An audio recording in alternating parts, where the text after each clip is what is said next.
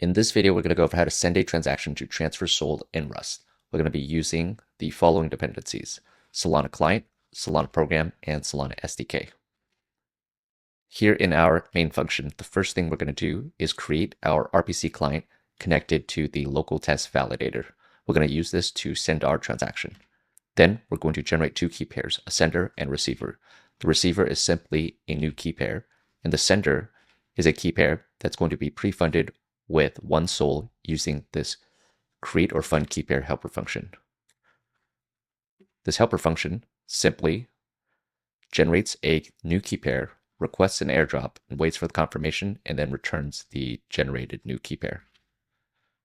So after we've generated our sender and receiver key pairs, we're going to build our transaction. The first step to building a transaction is to create the instruction we want to invoke.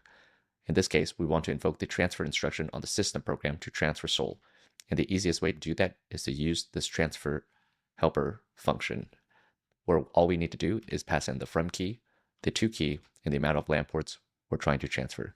In this case, we're going to send from the sender to the receiver for 100 million LAN ports, which is 0.1 SOL. Once we have our instruction, the next step is to create our transaction, where we add our instruction to the transaction as part of the transaction message.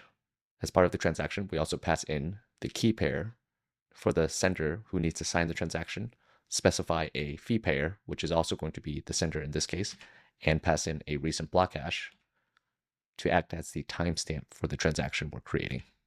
Once we have our transaction, we can go ahead and send the transaction using our RPC client. So passing in the transaction that we just built here. What we get back is a transaction signature, which we can use to view the transaction details on Solana Explorer. For example, we can go ahead and run this code while having our local test validator running. Here we have the output from our example, the from address, the to address, and our transaction and link to the Solana Explorer. Here we're inspecting our transaction on the Solana Explorer connected to our local test validator.